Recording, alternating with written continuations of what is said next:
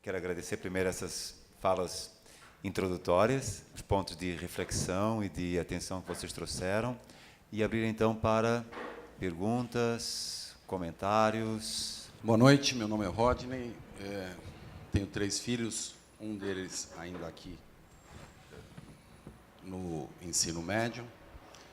Eu sou advogado e atuo na área criminal.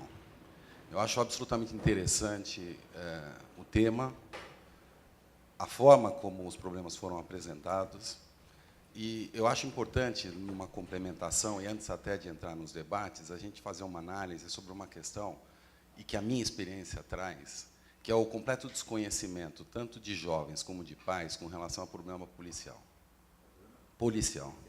Quando há uma abordagem ou qualquer coisa nesse sentido, que é absolutamente natural e muito mais comum do que as pessoas possam imaginar. Eu vejo constantemente, na minha atuação profissional, pais chorando na frente da delegacia porque os filhos foram presos. E nós não estamos falando só de maiores de 18 anos, nós estamos falando de menores também. Porque existe, infelizmente, e é muito constante por parte da polícia, uma intenção em faturar, em ganhar dinheiro, em tomar dinheiro, e vender dificuldade para, melhor colocando, criar dificuldades para vender facilidades. Isso é absolutamente real e acontece no dia a dia e tem que ser enfrentado de uma forma muito, muito cuidadosa. O que acontece, portanto, nesse problema é que se vê crianças, e aí entra na questão daquilo que é privado e daquilo que não é privado, e uma confusão enorme com relação ao uso da droga dentro de casa e na rua. Na porta da escola. Aqui, se a gente pegar a Escola Viva, por exemplo, e não precisamos ir mais do que 5 quarteirões para cima, para baixo, para o sul, norte, leste, oeste, enfim, nós vamos ter um ponto de venda de droga. E facilmente, um aluno, num horário de almoço, de integral ou qualquer coisa assim, pode sair e comprar e distribuir para os demais. E esse passa a ser um ídolo dentro da escola. Porque ele tem uma facilidade, uma coragem, vamos colocar isso entre aspas, que os outros não têm. Então, ele passa a ser o gente fina, ele é o convidado para todas as festas, ele está presente. Só que isso vem uma série de problemas e vem agregado a isso outros sujeitos que, na verdade, não fazem parte daquele convívio da escola e fogem, de fato, a uma realidade de cuidado, de atenção e até de conhecimento. A Thaís coloca uma situação que eu acho extremamente importante com relação a se terminar com certos tabus de que eu quero preservar meu filho. Eu não vou falar isso porque ele é amigo do meu filho. Se você tem um problema, e hoje a velocidade das coisas é tamanha, que a gente não tem atenção para tudo. É impossível, é inviável, não é humano isso. Então, há que se ter um cuidado enorme e uma parceria maior, e se terminando a minha sugestão até com esse tipo de tabu, evidentes, há como se trazer a informação de uma forma mais preservada, e menos, não é colocar no jornal da escola.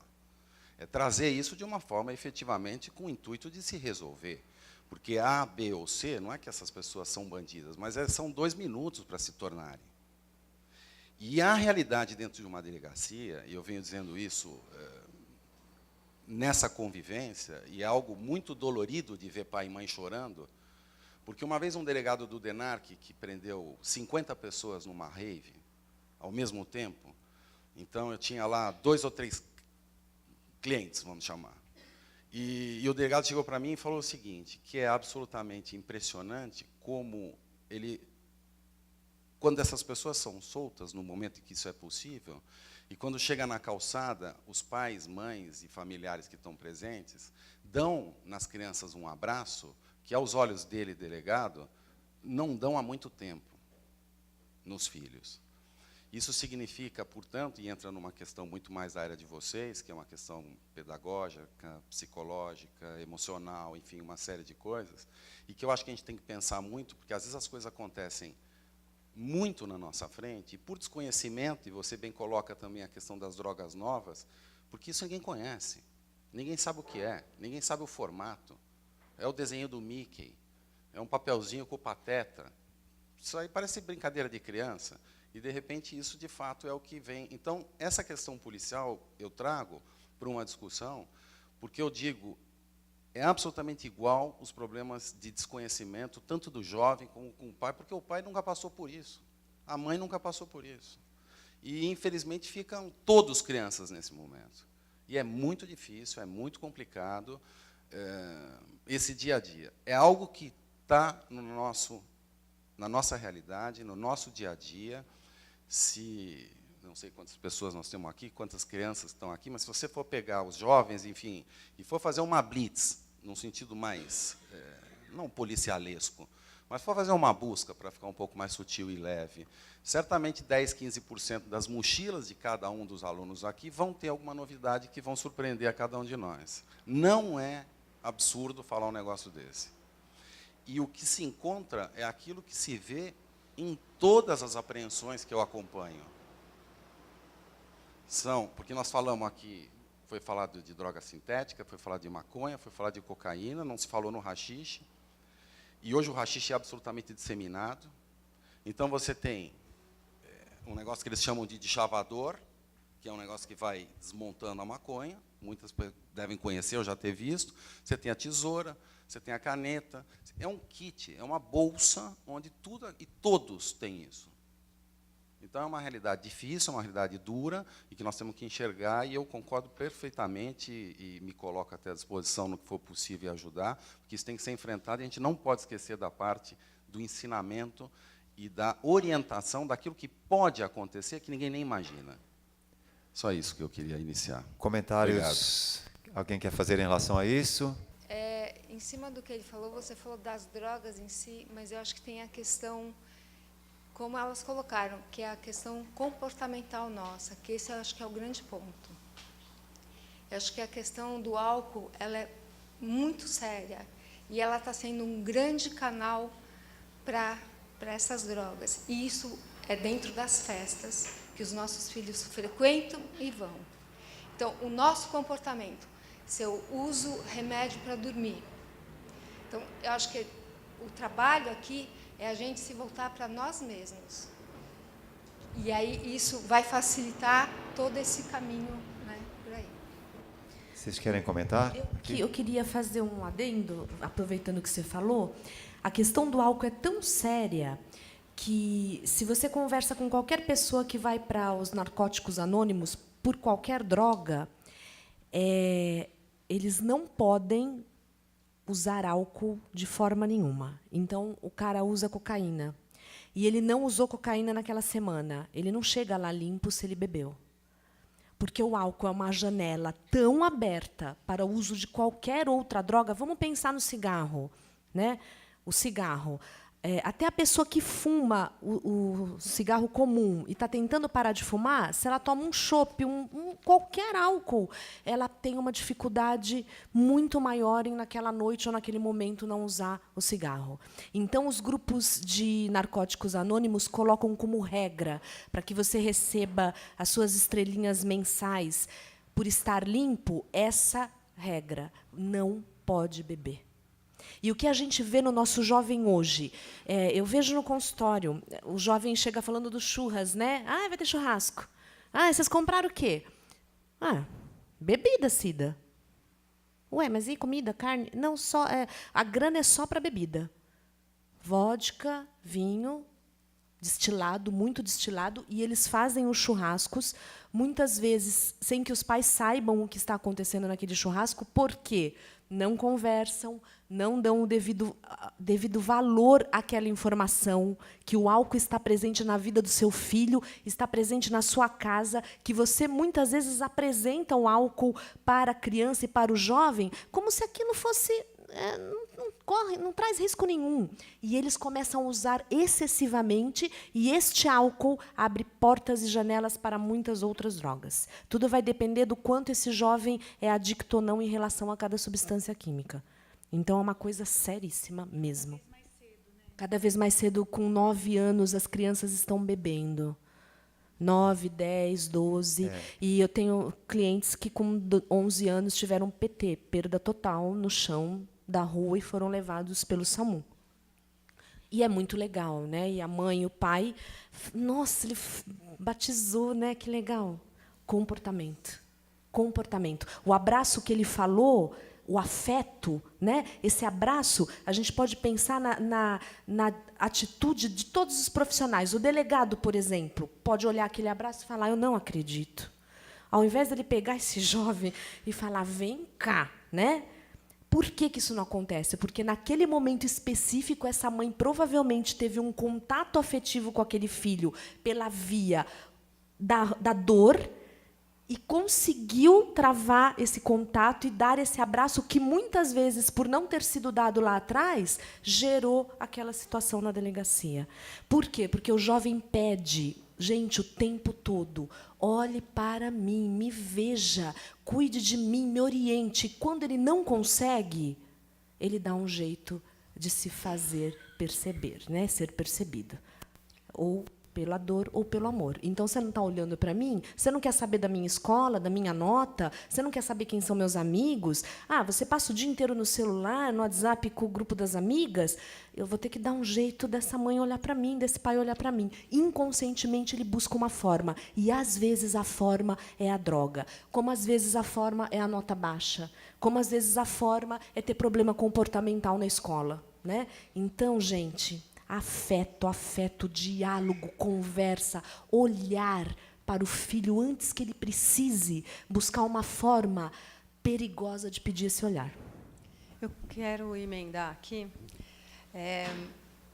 Ok, afeto, muito afeto. Acho que, obviamente, a família tem a importância essencial, né, primária nisso tudo, mas as drogas entram também nas casas com muito afeto. Obviamente, todos nós erramos em um monte de coisa aqui. Errei num monte, acertei num monte também. Esse tema é muito complexo, acho muito interessante essa oportunidade, agradeço à escola. E não vejo que possa ser um tema trazido pela Viva por talvez existir isso aqui dentro, mas porque existe na nossa sociedade como um todo. Isso é natural. Então, vamos fazer um recorte aqui. Tem a responsabilidade da família totalmente, tem a questão, acho que, da autoestima desses jovens, ok? Mas tem a questão do pertencimento. Por mais forte que seja a autoestima, especialmente na época da adolescência, em que tudo se torna dúbio, muitas dúvidas, o pertencimento é extremamente importante. E a gente sabe, eu já disse algumas vezes, a questão da bandeira. Quem não usa, fica quieto. Quem usa, precisa mostrar para todo mundo, até para que seja percebido. E se tornam o interessante, o legal, o malandro. Não é isso que falam, que o pessoal da favela fala que o boizinho imita, no jeito de andar, de falar, de vestir, porque é o malandro, muitas vezes é o mais interessante, não sei por que isso, mas acontece. E o pertencimento, então, nesse grupo que as pessoas fazem, bebem, usam droga, obviamente, a maioria das famílias que têm uma estrutura conseguem preservar seus filhos, mas pode haver espaço, fuga, lacuna, num evento que pode se tornar totalmente dependente ou esporadicamente. Cada família pensa de um jeito, cada família passa valores diferenciados, e essas famílias se encontram, convergem nos jovens que aqui se encontram. Então, trazendo para o universo Escola Viva, Thaís falou sobre julgamento moral, a gente traça um paralelo com pertencimento. Na Escola Viva, é claro que é uma regra inegociável. Está claro para os alunos que não é para se usar, não é adequado. Por favor, Thaís. É claro, e a gente usa claramente 3 palavras. Aqui não porta, aqui não usa e aqui não entra alterado. Se isso não quer dizer que eles não vão ousar, não vão tentar e não vão esconder. Nós estamos falando de jovens.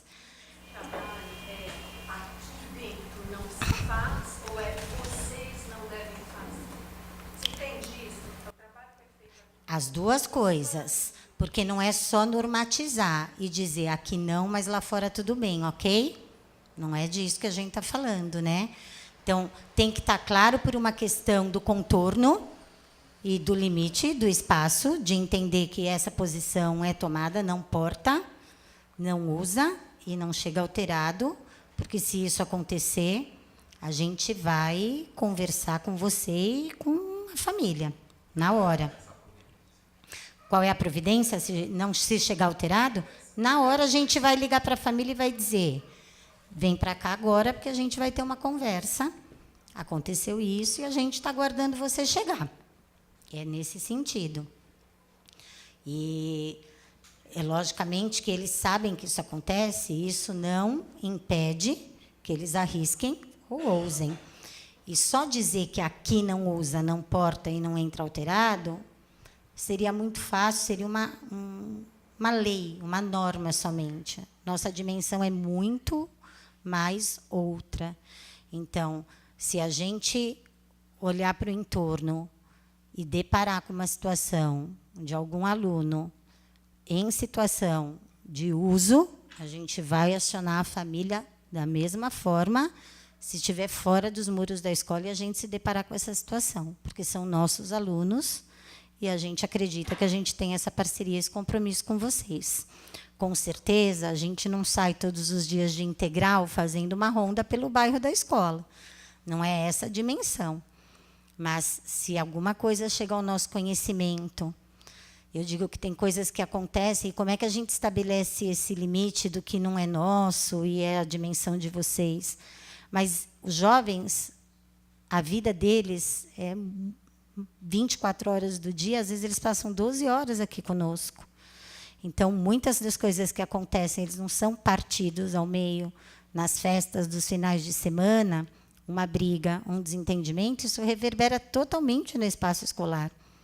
E até situações dessas, se chegam para a gente, esse compartilhamento que a gente pede, aconteceu em sua casa, traz para...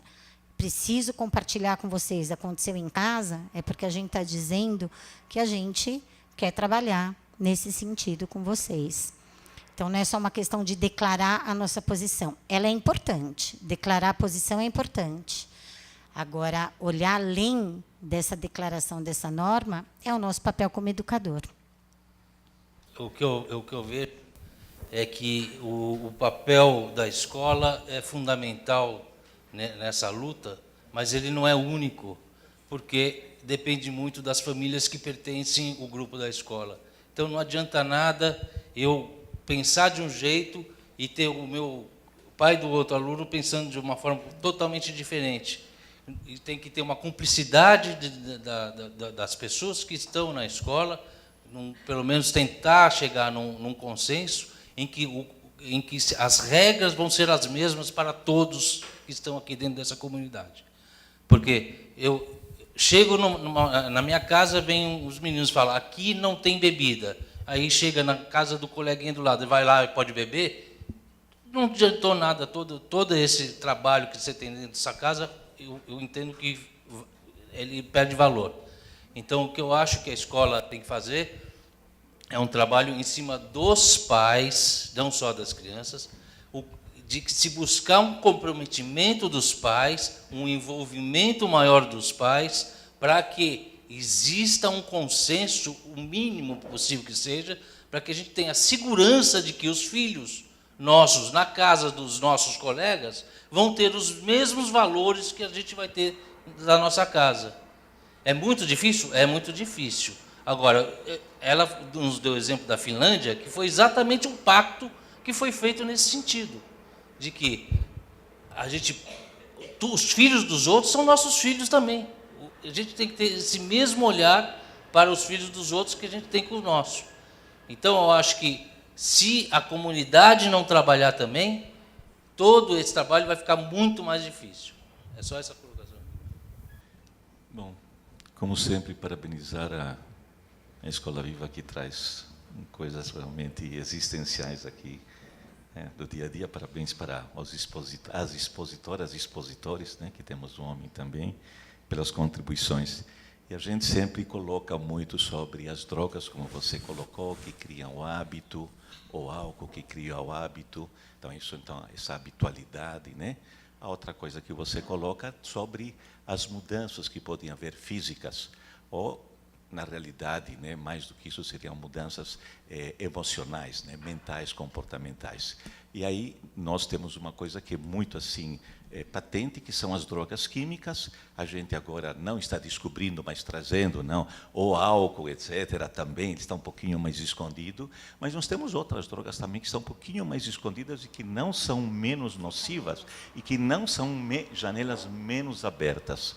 E aí eu vou a uma coisa que a Lívia falou sobre a televisão, onde as crianças, pelos pais estarem ou não alertas, nós temos uma série de programas que são impróprios, que não deveriam estar lá. Mas não é somente na televisão, é também no computador, não é verdade?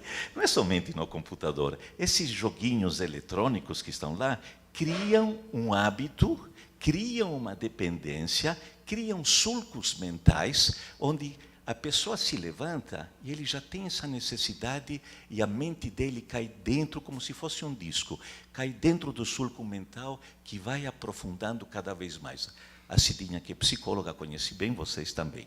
Então, eu acho que a gente, em algum momento, os pais, nós também, temos que, de alguma maneira, alertar, transmitir, cuidar com as crianças. Isto também cria uma porta, né, de uma dependência, cria também uma sensação do seguinte, de que a vida muitas vezes é tudo digital, então nada é real, e sendo nada real, então realmente não tem muita importância, não é verdade? Então essas coisas. Eu queria só também aproveitar sobre, vocês trouxeram da Finlândia, né, e você trouxe o esporte, porque eu quero ser também curtinho. O esporte não somente uma alternativa para as drogas, mas o esporte também é uma possibilidade de você poder ensinar às crianças ou adultos de que existem regras, que existem limites. Esta, digamos, é a melhor das coisas no esporte. E, como a gente dizia, né, na Finlândia, eles começaram a preencher o tempo. Então, tem um ditado que diz: mente vazia é oficina do capeta, né? Então, o que nós temos que fazer realmente é dar alternativas, trazer alternativas, e eu acredito, apesar de que nossos pais, alguns pais dizem, não, nós nos comportamos bem, mas não sei, eu acho que a gente que tem que desassociar isso daí.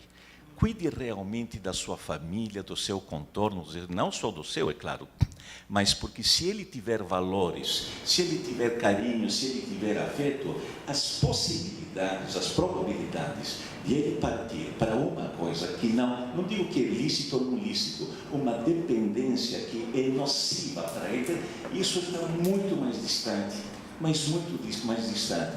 Então, você assim, me ouve, mas é o cuidado, o amor constrói. O amor constrói. Você falou uma coisa fundamental, que é a coisa dessa construção lá de trás, né? Então, quando você fala da tecnologia, do joguinho, o que acontece? É uma realidade, gente. Veja, nenhum julgamento em relação a nada, uma constatação. Nós estamos no milênio acelerado. Nós estamos no milênio da construção da busca do dinheiro. Né? Então, o que acontece com as famílias? A grande maioria das famílias trabalha-se muito, ganha-se muito dinheiro, produz-se muito, faz-se muito. Por quê? Porque nos é exigido. Então, desde muito pequenininho, é uma constatação, gente, com base no meu micropúblico do consultório. Por uma necessidade, desde muito cedo, a criança fica no tablet, no computador, no vídeo da galinha da pintadinha, de não sei o quê. Pouco se conversa, pouco se faz coisas juntos. E isso, além de criar esse suco cerebral que leva o jovem para uma fantasia, um mundo fantasioso do prazer, da felicidade eterna, acaba com o relacionamento. Cria o isolamento. Então, quando ele fala, gente, o amor constrói. O que é esse o amor constrói? Não interessa se uma família admite o álcool dentro da casa dela e a outra não. Se uma é a favor da maconha e a outra não. Como cada um vai criar o seu filho no relacionamento, desde cedo. Porque esses indivíduos vão usar isso que eles receberam, seja o que for, quando estiverem fora. Então, você falou, né, meu filho pode ir na casa de alguém e vai ter o álcool e tal, né? A gente brinca muito, tem uma briga na psicologia sobre internações compulsórias ou não para o tratamento do alcoolismo. E o que a gente explica para as famílias dos alcoólicos, às vezes já adultos? Olha, é o seguinte, o alcoólico vai sair da internação, então a família me procura para dizer que vai tirar todos os litros de bebida da casa. Não vai adiantar, porque ele vai sair da internação e a primeira frustração que ele tiver, ele vai parar no primeiro boteco da esquina. E se ele não tiver um boteco na esquina, ele entra no supermercado, compra álcool e bebe. Por quê? Ele precisa decidir o que ele quer. Então, se o meu jovem convive com quem? Fuma maconha, cheira cocaína, vai na casa do amiguinho e o pai bebida a rodo. Se esse jovem está construído e ele não quer aquilo, ele não deseja, ele vai falar, cara, não. Vai falar para o pai do amiguinho, eu não bebo. Eu ainda não tenho 18 anos. E na minha casa não se bebe. Muito obrigado. É uma fantasia imaginar que as amarras externas, os controles vão conseguir fazer com que esse ser tome boas decisões. O que vai conseguir fazer com que o jovem tome boas decisões é a educação, é o olhar carinhoso, é o modelo, é o diálogo, é o convívio, é a relação, é parar de deixar, né, de brincar com seu filho porque precisa estar no WhatsApp. Parar de deixar de conviver com seu filho meia hora num parque para andar de bicicleta porque está cansado, porque tem que ganhar dinheiro, porque tem que trabalhar, porque precisa ir para a Europa, porque tem que mandar ele para a Disney. É por aí, gente. Queria falar o seguinte, que a internet e o aparelhinho nunca aproximou tanto pessoas tão distantes e nunca colocou pessoas próximas tão distante da gente também. E outra coisa, isso de que nós somos obrigados porque a sociedade exige tudo mais. A sociedade não exige da gente nada.